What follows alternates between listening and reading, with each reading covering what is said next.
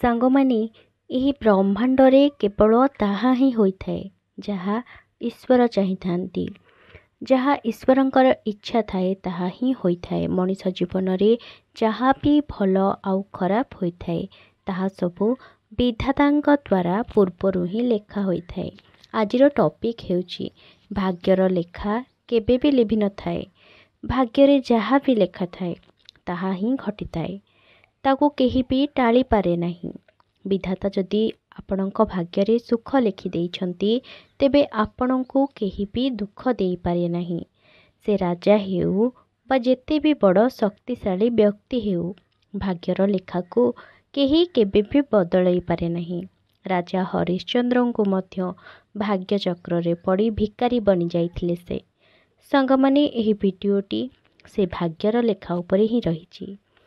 ଆପଣ ସମସ୍ତଙ୍କୁ ବିନମ୍ର ଅନୁରୋଧ କରିକି ଆପଣମାନେ ଭିଡ଼ିଓଟିକୁ ସମ୍ପୂର୍ଣ୍ଣ ରୂପରେ ଦେଖନ୍ତୁ ଆଉ ଭିଡ଼ିଓଟିକୁ ଗୋଟିଏ ଲାଇକ୍ କରି ମୋର ଚ୍ୟାନେଲକୁ ସବସ୍କ୍ରାଇବ୍ କରିଦିଅନ୍ତୁ। ସାଙ୍ଗମାନେ, ଅଧା ଅଧୁରା ଜ୍ଞାନ ବିଷ ସମାନ ଘାତକ ହୋଇଥାଏ। ତେଣୁ ଆପଣମାନଙ୍କୁ ଅନୁରୋଧ କି ଭିଡ଼ିଓଟିକୁ ପ୍ରଥମରୁ ଶେଷ ଯାଏଁ ନିଶ୍ଚିତ ଭାବରେ ଦେଖନ୍ତୁ। ତେବେ ଯାଇ ଆପଣମାନେ ବି ଜାଣିପାରିବେ ଯେ ଭାଗ୍ୟର ଲେଖାକୁ ଭଗବାନ ହିଁ ଲେଖିଥାନ୍ତି ଆଉ ତାକୁ କେହି ବି ଟାଳିପାରିବେ ନାହିଁ। ବହୁତ ଦିନ ତଳର କଥା। ଭଗବାନ ରାମଙ୍କ ନଗରୀ ଅଯୋଧ୍ୟାରେ ଏକ ବଡ଼ ଜ୍ୟୋତିଷ ବ୍ରାହ୍ମଣ ରହୁଥିଲେ। କେତେ ଦୂରରୁ ନିଜର ଭବିଷ୍ୟ ଜାଣିବା ପାଇଁ ଲୋକମାନେ ତାଙ୍କ ପାଖକୁ ଆସୁଥିଲେ। ସେ ଦୂରରୁ ହିଁ ବ୍ୟକ୍ତିର ମଥାକୁ ଦେଖି ଭବିଷ୍ୟ କହିପାରୁଥିଲେ। ଗୋଟିଏ ଦିନ ସେ ଜ୍ୟୋତିଷଙ୍କ ଘରେ ବହୁତ ତେଜସ୍ୱୀ ଏବଂ ବହୁତ ସୁନ୍ଦର ପୁତ୍ରର ଜନ୍ମ ହେଲା। ବ୍ରାହ୍ମଣ ଓ ତାର ପତ୍ନୀ ପୁତ୍ରର ନାମକରଣ କଲେ। ତାର ନାମ କୃଷ୍ଣ ରଖିଲେ। ଯେବେ ସେ ବାଳକ 7 ବର୍ଷର ହୋଇଗଲା, ଗୋଟିଏ ଦିନ କୃଷ୍ଣ ଦେଖିଲା କି ତାର ପିତାଙ୍କ ପାଖରେ ବହୁତ ଲୋକ ବସିଛନ୍ତି। ତାର ପିତା ଜଣ ଜଣ କରି ସମସ୍ତଙ୍କର ଭାଗ୍ୟ ଦେଖୁଛନ୍ତି। ଯେବେ କୃଷ୍ଣ ଏହା ଦେଖିଲା, ସେ ଭାବିଲା ଯେ ତା ଭାଗ୍ୟ ବି ତା ପିତାଙ୍କ ପାଖରୁ ଜାଣିନେବ। ସେ ତା ପିତାଙ୍କ ପାଖକୁ ଗଲା ଓ କହିଲା, ପିତାଶ୍ରୀ, ତୁମେ ବହୁତ ଲୋକଙ୍କର ଭାଗ୍ୟ ଦେଖୁଛ ଆଉ ସେ ତାଙ୍କ ଭାଗ୍ୟ ବିଷୟରେ କହୁଛ। ଦୟାକରି ମୋର ମଧ୍ୟ ଭବିଷ୍ୟ ବିଷୟରେ ମୋତେ କୁହ। ଏହା ଶୁଣି ଜ୍ୟୋତିଷ ଜଣକ କହିଲେ, ତୁମେ ଏବେ ବହୁତ ଛୋଟ ଅଛ। ତୁମର ଭାଗ୍ୟ ଦେଖିବାର ବୟସ ହୋଇନାହିଁ। ଯେବେ ତୁମର ବୟସ ହୋଇଯିବ ତେବେ ମୁଁ ତୁମର ଭାଗ୍ୟ ଅବଶ୍ୟ ଦେଖିବି। ଏହା ଶୁଣି କୃଷ୍ଣ ମନରେ ବହୁତ ଦୁଃଖ ହେଲା। ଏମିତି ଧୀରେ ଧୀରେ ସମୟ ବିତି ଚାଲିଲା। ପୁଣି ଥରେ କୃଷ୍ଣ ଆସି ତାର ପିତାଙ୍କୁ ତାର ଭାଗ୍ୟ ଜାଣିବା ପାଇଁ ଜିଦ୍ କରିବାକୁ ଲାଗିଲା। ବ୍ରାହ୍ମଣ ଜଣକ କହିଲେ, ଠିକ୍ ଅଛି, ମୁଁ ତୁମର ଭାଗ୍ୟ ନିଶ୍ଚିତ ଭାବରେ ଦେଖିବି। ଏକଥା ଶୁଣି କୃଷ୍ଣ ଯାଇ ତାଙ୍କ ପିତାଙ୍କ ଆଗରେ ହାତ ପ୍ରସାରି ବସିଗଲା। ଜ୍ୟୋତିଷ ବ୍ରାହ୍ମଣ ତାଙ୍କ ଆଖି ବନ୍ଦ କରି ନିଜ ପୁତ୍ରର ଭାଗ୍ୟ ଦେଖିବାକୁ ଲାଗିଲେ। ପୁଣି ସେ ବ୍ରାହ୍ମଣ ନିଜ ଗ୍ରନ୍ଥକୁ ଖୋଲିଲା ଆଉ ସେ ଦେଖିଲା ଯେ ତାଙ୍କ ପୁତ୍ରର ବିବାହ ଏକ ନୀଚ କୁଳ କନ୍ୟା ସହ ହେବାର ଅଛି। ଏହା ଦେଖି ସେ ଭାବିଲା ଯେ ମୁଁ ଉଚ୍ଚ କୁଳର ବ୍ରାହ୍ମଣ ଅଟେ ଏବଂ ମୋର ପୁତ୍ରର ବିବାହ ଯଦି ନୀଚ କୁଳର ଝିଅ ସହିତ ହେବ ତେବେ ମୁଁ କାହାକୁ ମୁହଁ ଦେଖାଇ ପାରିବି ନାହିଁ। ଆଉ ସେ ମନେ ମନେ ଭାବିଲା, ନା, ମୁଁ ଏପରି ହେବାକୁ ଦେବି ନାହିଁ। ଯେବେ ମୁଁ ଭାଗ୍ୟ ଦେଖିପାରୁଛି ତେବେ ମୁଁ ଭାଗ୍ୟକୁ ମଧ୍ୟ ବଦଳାଇ ପାରିବି। ସେ ବ୍ରାହ୍ମଣ ତାର ଗ୍ରନ୍ଥକୁ ଗଭୀରତାର ସହ ଦେଖିଲା ଆଉ ଗଣନା କଲା। ଆଉ ସେ ଜାଣିପାରିଲା ଗଙ୍ଗା ନଦୀ ତଟରୁ 30 କୋଶ ଦୂରରେ ଏକ କେଉଟ ପରିବାର ଅଛନ୍ତି। ସେହି କେଉଟ ଘରେ 5ଟି ଝିଅ ଜନ୍ମ ହୋଇସାରିଛନ୍ତି। ସେ ଘରର ସାନ ଝିଅ ଯାହାର ବୟସ 9 ମାସ ଥିଲା ଏବଂ ତାର ନାମ ସୁନ୍ଦରୀ ଥିଲା। ଆଉ ବ୍ରାହ୍ମଣ ଭାବିଲା, ମୋର ପୁତ୍ରର ବିବାହ ସେହି କନ୍ୟା ସହ ହେବାର ଅଛି। ଏପରି ମୋ ପୁତ୍ରର ଭାଗ୍ୟରେ ଲେଖା ହୋଇଛି। ଆଉ ଭାବିଲା, ମୁଁ ନିଜର ପୁତ୍ରର ଭାଗ୍ୟକୁ ବଦଳାଇ ଦେବି। ଆଉ ମନେ ମନେ ଭାବିଲା, ମୁଁ ବି ଦେଖିବି ଭାଗ୍ୟ ବଡ଼ ନା ମୁଁ ବଡ଼। ତାପରେ ସେ ବ୍ରାହ୍ମଣ ଚାଲି ଚାଲି ସେ କେଉଟ ପାଖରେ ପହଞ୍ଚିଗଲା। ସେ କେଉଟ ଯେବେ ଦେଖିଲା ତାଙ୍କ ଘରକୁ ମହାନ ବ୍ରାହ୍ମଣ ଜ୍ୟୋତିଷ ଆସିଛନ୍ତି, ସେ ବହୁତ ସ୍ନେହରେ ତାଙ୍କୁ ଘରକୁ ପାଛୋଟି ନେଲା ଏବଂ କହିଲା, ମୋ ପରି କେଉଟ ଘରେ ଆପଣଙ୍କ ପରି ମହାନ ଜ୍ୟୋତିଷ ବ୍ରାହ୍ମଣ ଆସିଛନ୍ତି। ମୁଁ ଧନ୍ୟ ହୋଇଗଲି। ଜ୍ୟୋତିଷ କହିଲେ, ମୁଁ ଏକ ଉଦ୍ଦେଶ୍ୟରେ ତୁମ ପାଖକୁ ଆସିଛି। ଆଉ ସେ ପଚାରିଲା, କ'ଣ 9 ମାସ ପୂର୍ବରୁ ତୁମ ଘରେ କୌଣସି ସନ୍ତାନ ଜନ୍ମ ନେଇଛି? କେଉଟ କହିଲା, ହଁ ଆଜ୍ଞା, ଆଜିଠାରୁ 9 ମାସ ପୂର୍ବରୁ ଆମ ଘରେ ଏକ କନ୍ୟା ସନ୍ତାନ ଜନ୍ମ ନେଇଛି। ପୁଣି ଆଗକୁ ସେହି ବ୍ରାହ୍ମଣ କହିଲା, କ'ଣ ତୁମେ ସେହି କନ୍ୟାର ନାମ ସୁନ୍ଦରୀ ରଖିଛ? ଏତିକିରେ କେଉଟଟି ଆଶ୍ଚର୍ଯ୍ୟ ହୋଇ କହିଲା, ହଁ ମହାରାଜ, ଆପଣ ସତ କହିଛନ୍ତି। ମୋ କନ୍ୟାର ନାମ ସୁନ୍ଦରୀ ଅଟେ, କାରଣ ତାହାର ମୁଖର ଯେଉଁ ତେଜ ରହିଛି ତାହା ଚନ୍ଦ୍ରମା ପରି ବହୁତ ସୁନ୍ଦର ଅଟେ। ସେ ଏପରି ଏକ ସୁନ୍ଦର ଅଟେ କି ତା ଆଖପାଖରେ ମଧ୍ୟ ଏପରି କନ୍ୟା ନାହାନ୍ତି। ଏହି କାରଣରୁ ମୁଁ ତା ନାମ ସୁନ୍ଦରୀ ରଖିଛି। ବ୍ରାହ୍ମଣ କହିଲେ, ହଁ କେଉଟ, ମୁଁ ତ୍ରିକାଳଦର୍ଶୀ ଅଟେ। ମୁଁ ଏହି ବାଟ ଦେଇ ଯାଉଥିଲି, ଆଉ ଜାଣିବାକୁ ପାଇଲି ତୁମ ଘର ଉପରେ ଏକ ସଙ୍କଟ ମାଡ଼ି ଆସୁଛି। ଯେଉଁ ପର୍ଯ୍ୟନ୍ତ ତୁମର ଛୋଟ ଝିଅ ସୁନ୍ଦରୀ ତୁମ ପାଖରେ ରହିବ, ତୁମ ଘରେ ରହିବ, ସେହି ସମୟ ଯାଏ ତୁମକୁ ପୁତ୍ର ପ୍ରାପ୍ତି ହେବ ନାହିଁ। ଯଦି ତୁମେ ତୁମ ଘରେ ପୁତ୍ର ସନ୍ତାନ ଚାହୁଁଛ, ତେବେ ତୁମେ ତୁମର ଛୋଟ ପୁତ୍ରୀକୁ ଦୂରକୁ ପଠାଇବାକୁ ହେବ। ଏହା ତାର ପତ୍ନୀ ମଧ୍ୟ ଶୁଣିଲା। ତାର ପତ୍ନୀ କହିଲା, ଏହାର ବୟସ ତ ମାତ୍ର 9 ମାସ। ମୁଁ ଏହାକୁ କିପରି ଛାଡ଼ିବି? ବ୍ରାହ୍ମଣ ଜଣକ କହିଲେ, ମୁଁ ତୁମକୁ ସାହାଯ୍ୟ କରିପାରିବି। ମୋର କୌଣସି ପୁତ୍ରୀ ନାହିଁ। ତୁମେ ମୋତେ ଏହି କନ୍ୟାକୁ ଦେଇଦିଅ। ମୁଁ ତୁମଠାରୁ ଭଲ ଭାବରେ ଏହାର ପାଳନ ପୋଷଣ କରିବି। ଯେବେ ଏହି କନ୍ୟା ବଡ଼ ହୋଇଯିବ, ମୁଁ ଉପଯୁକ୍ତ ବର ଦେଖି ଏହାର ବିବାହ କରାଇବି। ସାଙ୍ଗମାନେ, ସେ କେଉଟ ପୁତ୍ର ଲାଳସାରେ ତାର କନ୍ୟାକୁ ସେ ବ୍ରାହ୍ମଣକୁ ଦେଇଦେଲା। ବ୍ରାହ୍ମଣ ଶିଶୁ କନ୍ୟାକୁ ନେଇ ସେଠାରୁ ଚାଲିଗଲା। ବାଟରେ ଚାଲି ଚାଲି ସେ ଭାବୁଥାଏ, ଯଦି ମୁଁ ଏହାର ତଣ୍ଟି ଚିପି ମାରିଦେବି, ତେବେ ମୋତେ ପାପ ଲାଗିବ। ସେ ଏମିତି ଭାବି ଏକ ବୁଢ଼ୀ ଲୋକ ପାଖରେ ଯାଇ ପହଞ୍ଚିଲା ଏବଂ କହିଲା, ହେ ମାତା, ଆପଣଙ୍କ ପାଖରେ ଛୋଟ ପେଡ଼ି ଯଦି ରହିଛି ତେବେ ମୋତେ ଦିଅ। ସେ ବୁଢ଼ୀ ବ୍ରାହ୍ମଣକୁ ଦେଖି ଏକ ପେଡ଼ି ଆଣି ତାକୁ ଦେଲା। ବ୍ରାହ୍ମଣ ସେ ପେଡ଼ିରେ କନ୍ୟାକୁ ରଖିଲା ଆଉ ଗଙ୍ଗା ନଦୀରେ ନେଇକି ପ୍ରବାହିତ କରିଦେଲା। ଆଉ ସେ ଭାବିଲା ଯେ ସେ ପେଡ଼ିଟି ଆଉ କିଛି ସମୟ ପରେ ତ ନିଶ୍ଚିତ ବୁଡ଼ିଯିବ ଆଉ କନ୍ୟାଟି ମରିଯିବ। ସାଙ୍ଗମାନେ, କେହି କାହାର ଭାଗ୍ୟକୁ କେବେ ବି ବଦଳାଇ ପାରିବେ ନାହିଁ। ସେ ପେଡ଼ି ଜଳରେ ବୁଡ଼ିଲା ନାହିଁ। ମା ଗଙ୍ଗା ତାକୁ ଏକ ଗ୍ରାମ କୂଳରେ ଲଗାଇ ଦେଲେ। ସେହି ଜାଗାକୁ ଏକ ପଣ୍ଡିତ ସ୍ନାନ କରିବାକୁ ଆସିଲା। ଆଉ ସେହି ପେଡ଼ିଟି ଉପରେ ତାର ଯେତେବେଳେ ନଜର ପଡ଼ିଲା, ସେ ପେଡ଼ିଟିକୁ ଆଣି ଖୋଲିକି ଦେଖିଲା ଯେ ସେହି ପେଡ଼ି ଭିତରେ ବହୁତ ସୁନ୍ଦରୀ କନ୍ୟାଟିଏ ଶୋଇ ରହିଥିଲା। ସେହି ପଣ୍ଡିତ ସନ୍ତାନହୀନ ଥିଲା। ଏହି କନ୍ୟାକୁ ଦେଖି ଭାବିଲା, ମା ଗଙ୍ଗା ଏହାକୁ ମୋ ପାଇଁ ପଠାଇଛନ୍ତି। ସେ ପଣ୍ଡିତଟି କନ୍ୟାଟିକୁ ନେଇ ନିଜ ଘରକୁ ଚାଲିଗଲା। କନ୍ୟାଟିକୁ ନେଇ ସେ ତାର ପତ୍ନୀକୁ ସବୁ କଥା କହିଲା। ତାର ପତ୍ନୀ ବହୁତ ଖୁସି ହୋଇଗଲା ଆଉ ସେ କନ୍ୟାର ବହୁତ ଭଲ ଭାବରେ ପାଳନ ପୋଷଣ କରିବାକୁ ଲାଗିଲେ। ଧୀରେ ଧୀରେ ସମୟ ବିତି ଚାଲିଲା ଆଉ ସେହି କନ୍ୟା ବଡ଼ ହେବାକୁ ଲାଗିଲା।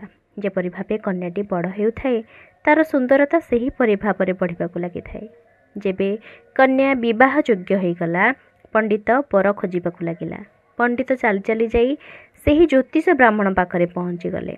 ଜ୍ୟୋତିଷ ବ୍ରାହ୍ମଣ ସେ ପଣ୍ଡିତକୁ ଦେଖି ଘରକୁ ପାଛୋଟି ନେଲେ। ସେହି ପଣ୍ଡିତ ନିଜର ପୁତ୍ରୀର ସୁନ୍ଦରତା ବିଷୟରେ ସେ ଜ୍ୟୋତିଷ ବ୍ରାହ୍ମଣଙ୍କୁ କହିଲା, ମୁଁ ମୋ ପୁତ୍ରୀର ବିବାହ ଆପଣଙ୍କ ପୁତ୍ର ସହ କରିବାକୁ ଚାହୁଁଛି। ଜ୍ୟୋତିଷ ଏହା ଭାବି ବହୁତ ଖୁସି ହୋଇଗଲା ଯେ ତା ପୁତ୍ରର ଭାଗ୍ୟରେ ଯାହା ଲେଖା ଥିଲା ତାହା ବଦଳି ସାରିଛି ଏବଂ ସେଥିପାଇଁ ଏକ ବ୍ରାହ୍ମଣ କନ୍ୟା ସହ ମୋ ପୁତ୍ରର ବିବାହ ହୋଇପାରିବ। ଜ୍ୟୋତିଷ ବ୍ରାହ୍ମଣ ନିଜ ପୁତ୍ରର ବିବାହ ପାଇଁ ପ୍ରସ୍ତୁତ ହୋଇଗଲା। ବିବାହ ତାରିଖ ମଧ୍ୟ ରଖାଗଲା। ବିବାହ ଦିନ ସେହି ଜ୍ୟୋତିଷ ପଣ୍ଡିତର ଗାଁ ଆଡ଼କୁ ନିଜର ପୁତ୍ରକୁ ନେଇ ଚାଲିଲେ ଏବଂ ଭାବି ଚାଲିଲା ଯେ ମୁଁ ନିଜ ପୁତ୍ରର ଭାଗ୍ୟକୁ ବଦଳାଇ ଦେଇଛି। ସାଙ୍ଗମାନେ, ଏହା ତାକୁ ଜଣା ନଥିଲା କି ଭାଗ୍ୟର ଲେଖାକୁ କେହି ବି ବଦଳାଇ ପାରିବେ ନାହିଁ। ଏହି ପଣ୍ଡିତ ଘରର କନ୍ୟା ପ୍ରକୃତରେ ସେହି କେଉଟର ଝିଅ ବୋଲି ସେ ଜ୍ୟୋତିଷ ଜାଣିପାରିଲା ନାହିଁ। ଜ୍ୟୋତିଷର ପୁଅ ସହ ସେ କନ୍ୟାର ବିବାହ ହୋଇଗଲା। ଏବେ ସେହି କନ୍ୟା ଜ୍ୟୋତିଷର ଘରକୁ ଆସିଗଲା। ଜ୍ୟୋତିଷ ବ୍ରାହ୍ମଣ ପୁତ୍ରର ସୁନ୍ଦର ପତ୍ନୀକୁ ପାଇ ବହୁତ ଖୁସି ହୋଇଗଲା ଏବଂ ସେ କନ୍ୟା ମଧ୍ୟ ସୁନ୍ଦର ପତି ପାଇ ବହୁତ ପ୍ରସନ୍ନ ହେଲା। ଗୋଟିଏ ଦିନ ଜ୍ୟୋତିଷର ପୁତ୍ରକୁ କୌଣସି ଏକ କାମରେ ବାହାରକୁ ଯିବାକୁ ପଡ଼ିଲା। ଏପରି ଜ୍ୟୋତିଷ ବ୍ରାହ୍ମଣ ବସିଥିବା ବେଳେ ତା ପାଖକୁ ସେ କନ୍ୟାଟି ଆସିଲା ଏବଂ କହିଲା, ପିତାଶ୍ରୀ, ଆପଣ ସମସ୍ତଙ୍କର ଭାଗ୍ୟ ଦେଖୁଛନ୍ତି। ଆଜି ମୋର ବି ଭାଗ୍ୟ ଦେଖି କୁହନ୍ତୁ ଯେ ମୋର ପ୍ରଥମ ସନ୍ତାନ ପୁତ୍ର ହେବ ନା ପୁତ୍ରୀ ହେବ। ଜ୍ୟୋତିଷ ତାଙ୍କ ବୋହୂର ଭାଗ୍ୟ ଦେଖିବାକୁ ଲାଗିଲେ। ନିଜ ବୋହୂର ଭାଗ୍ୟ ଦେଖି ତାଙ୍କ ପାଦ ତଳୁ ମାଟି ଖସି ପଡ଼ିଲା। ସେ ଦେଖିଲେ କି ଏ ତ ସେହି କେଉଟର କନ୍ୟା ଅଟେ, ଯାହାକୁ ମୁଁ ମାରିବା ପାଇଁ ଗଙ୍ଗା ନଦୀରେ ପ୍ରବାହିତ କରିଦେଇଥିଲି। ପୁଣି ଏ ମୋ ବୋହୂ ହୋଇ କିପରି ଆସିଲା? ଜ୍ୟୋତିଷ ତାର ବୋହୂକୁ ପଚାରିଲା, ହେ ପୁତ୍ରୀ, ତୁମେ ତୁମ ପିତାଙ୍କର ଏକମାତ୍ର କନ୍ୟା ତ? ବୋହୂଟି କହିବାକୁ ଲାଗିଲା, ପିତାଶ୍ରୀ, ମୋର ପିତାମାତା ବଡ଼ ନିଷ୍ଠୁର ଥିଲେ। ସେମାନେ ମୋତେ 9 ମାସ ବୟସର ହୋଇଥିବା ବେଳେ ଏକ ପେଡ଼ି ଭିତରେ ରଖି ଗଙ୍ଗା ଜଳରେ ପ୍ରବାହିତ କରିଦେଇଥିଲେ ଏବଂ ଏବେ ଯେଉଁମାନେ ମୋତେ ପାଳିପୋଷି ବଡ଼ କରିଛନ୍ତି ସେମାନେ ମୋତେ ଏକ ନୂଆ ଜୀବନ ଦାନ କଲେ। ଏହା ଶୁଣି ସେ ଜ୍ୟୋତିଷ ନିଜେ ମନରେ ଚିନ୍ତା କଲା ଏବଂ କହିଲା, ପୁତ୍ରୀ, ଯଦି ତୁମେ ପ୍ରଥମ ସନ୍ତାନ ପୁତ୍ର ପାଇବା ପାଇଁ ଚାହୁଁଛ, ତୁମକୁ ମୋ ସହ ସମୁଦ୍ର ତଟକୁ ଯିବାକୁ ପଡ଼ିବ। ଏବଂ 2 ଜଣ ଯାକ ଶ୍ୱଶୁର ଓ ବୋହୂ ସମୁଦ୍ର ତଟ ପାଖରେ ଯାଇ ପହଞ୍ଚିଲେ। ଜ୍ୟୋତିଷ ନିଜ ହାତରୁ ଏକ ମୁଦିକୁ କାଢ଼ିଲା ଏବଂ ବୋହୂକୁ ଦେଖାଇ ସମୁଦ୍ରକୁ ଫୋପାଡ଼ି ଦେଲା ଆଉ କହିଲା, ପୁତ୍ରୀ, ଯେଉଁଦିନ ତୁମେ ଏ ମୁଦିକୁ ଖୋଜି ପାଇବ ସେହିଦିନ ତୁମେ ତୁମ ଘରକୁ ଆସିପାରିବ। ମୁଦି ନ ପାଇ ଯଦି ତୁମେ ମୋ ଘରକୁ ଆସିବ ତେବେ ତୁମେ ତୁମ ସ୍ୱାମୀଙ୍କୁ ହରାଇବ, ଆଉ ଯଦି ତୁମ ପିତାଙ୍କ ଘରକୁ ଯିବ ତେବେ ତୁମ ପିତାଙ୍କୁ ହରାଇବ। ତେଣୁ ତୁମେ କୁଆଡ଼େ ବି ଯିବା ଆବଶ୍ୟକତା ନାହିଁ। ଯେଉଁ ପର୍ଯ୍ୟନ୍ତ ଏ ମୁଦି ତୁମକୁ ନ ମିଳିଛି ତୁମେ ଘରକୁ ଫେରିବ ନାହିଁ। ଯଦି ମୋ ବଚନକୁ ନ ମାନିବ ତେବେ ତୁମକୁ ପୁତ୍ର ପ୍ରାପ୍ତି ହେବ ନାହିଁ, ଆଉ ମୋ କଥାକୁ ମାନିଲେ ତୁମକୁ ନିଶ୍ଚିତ ପୁତ୍ର ସନ୍ତାନ ମିଳିବ ଓ ତୁମର ଭାଗ୍ୟ ବଦଳିଯିବ। ଏହିପରି ଭାବରେ ନିଜ ବୋହୂକୁ ସମୁଦ୍ର ତଟ ପାଖେ ଛାଡ଼ି ଜ୍ୟୋତିଷ ବ୍ରାହ୍ମଣ ନିଜ ଘରକୁ ଫେରିଆସିଲା। ସୁନ୍ଦରୀ ବହୁତ ପ୍ରୟାସ କଲା କିନ୍ତୁ ମୁଦି ତାକୁ ମିଳିଲା ନାହିଁ। ଯେତେବେଳେ ସେ ମୁଦିକୁ ପାଇଲା ନାହିଁ ସେ ଏକ ରାସ୍ତା ଆଡ଼କୁ ଚାଲିବାକୁ ଆରମ୍ଭ କଲା, କାହିଁକିନା ସେ ତା ପିତା କିମ୍ବା ଶ୍ୱଶୁର ଘରକୁ ଯାଇପାରିବ ନାହିଁ। ସେ ଜ୍ୟୋତିଷ ବ୍ରାହ୍ମଣ କଥାକୁ ବିଶ୍ୱାସ କରିନେଇଥିଲା। ରାସ୍ତାରେ ଚାଲି ଚାଲି ଯିବା ବାଟରେ ଏକ ରାଜ ପରିବାରଙ୍କୁ ଦେଖିଲା। ଯେତେବେଳେ ସେ ରାଜ ପରିବାର ସେ କନ୍ୟାକୁ ଦେଖିଲେ ସେମାନେ ପଚାରିଲେ, ପୁତ୍ରୀ, ତୁମେ କିଏ?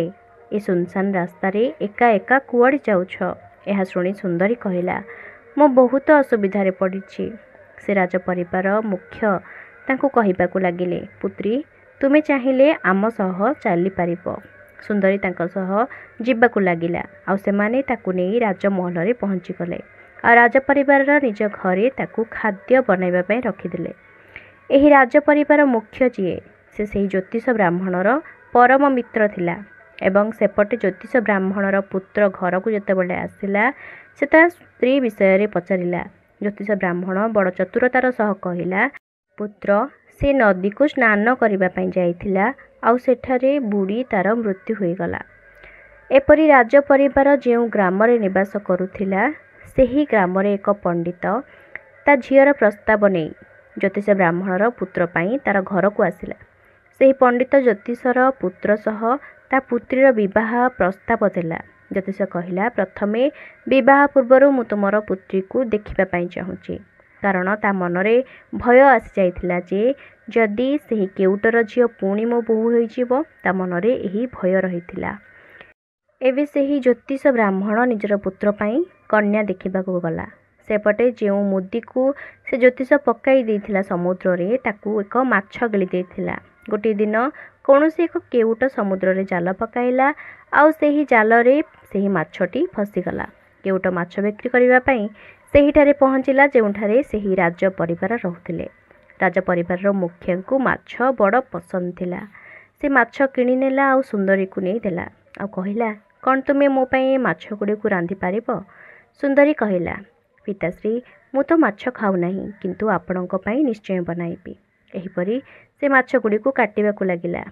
ସେ ଯେତେବେଳେ ଗୋଟିଏ ମାଛକୁ କାଟିଲା ତା ପେଟରୁ ଏକ ମୁଦି ତାକୁ ମିଳିଲା ଆଉ ସୁନ୍ଦରୀ ଜାଣିପାରିଲା ଯେ ଇଏ ହେଉଛି ସେହି ମୁଦି ଯାହାକୁ ଜ୍ୟୋତିଷ ବ୍ରାହ୍ମଣ ସମୁଦ୍ରରେ ପକାଇ ଦେଇଥିଲେ।